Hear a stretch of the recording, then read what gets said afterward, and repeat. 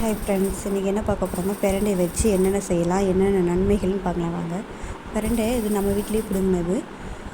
பிடுங்கிட்டு கொஞ்சம் குழம்புக்கு உரித்து வச்சுட்டேன், பாதி சட்னிக்கு எடுத்து வச்சுட்டு ஒரு பெரிய வெங்காயம் 4 எடுத்து வச்சுக்கணும், 5 தக்காளி, புளி, பூண்டு இதெல்லாம் எடுத்து வச்சுட்டு ஒரு கடாயை வச்சுக்கோங்க. கடாயை வச்சு அதில் ஒரு 2 ஸ்பூன் எண்ணெய் ஊற்றிக்கோங்க. எண்ணெய் ஊற்றினதுக்கப்புறம் கொஞ்சம் நேரம் கழித்து எண்ணெய் காஞ்சதுக்கப்புறம் நீங்கள் பிரண்டையை போட்டுக்கோங்க. பிரண்டை போட்டுட்டு நல்லா வதக்கிக்கோங்க.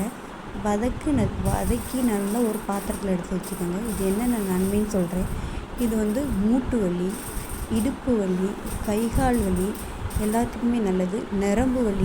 நரம்பு சுருண்டு பிடிக்கும்னு சொல்லுவாங்கள்ல, அதுக்கு, சளி, கணை, குழந்தைகளுக்கு கணை, இது எல்லாத்துக்குமே நல்லது. நீங்கள் குழந்தைங்களுக்கு இது மாதிரி செஞ்சு கொடுங்க.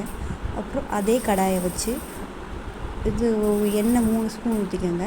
3 ஊற்றிட்டு உளுந்து போட்டுக்கோங்க, ஒரு கைப்பிடி கூட நல்லா சவக்க வறுத்துட்டு அதை அப்புறம் 7 காஞ்ச மிளகா போட்டுக்கோங்க.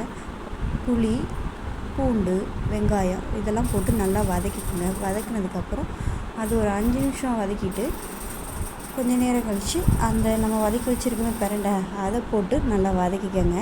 இது ரொம்ப ஹெல்த்தியானது, உடம்புக்கு ஆரோக்கியமானது, மருத்துவ குணம் உள்ளது. ஆனால் நீங்கள் இதை செஞ்சு பாருங்கள் ஒரு தடவை. தக்காளியை போட்டு ஒரு 5 நிமிஷம் நல்லா வதக்குங்க. வதக்குனது கொஞ்சம் நம்மளுக்கு தேவையான அளவு உப்பு போட்டுக்கோங்க. உப்பு போட்டு நல்லா வதக்கிக்கோங்க. வதக்கினதுக்கப்புறம் ஒரு 5 நிமிஷம் கழித்து நீங்கள் வதக்கிட்டு பாருங்கள் எப்படி இருக்குன்னு. அதை ஒரு மிக்ஸி ஜாரில் போட்டு அரைச்சிடுங்க.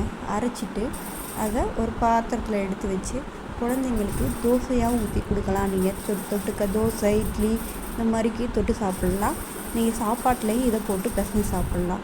இதை இப்படியே வச்சு சாப்பிட்லாம். குழம்பும் ரொம்ப ருசியாக இருக்கும், துவையலும் ரொம்ப ருசியாக இருக்கும். இந்த வீடியோ உங்களுக்கு ரொம்ப பிடிச்சிருந்துச்சுன்னா லைக் பண்ணுங்கள், ஷேர் பண்ணுங்கள், கமெண்ட் பண்ணுங்கள்.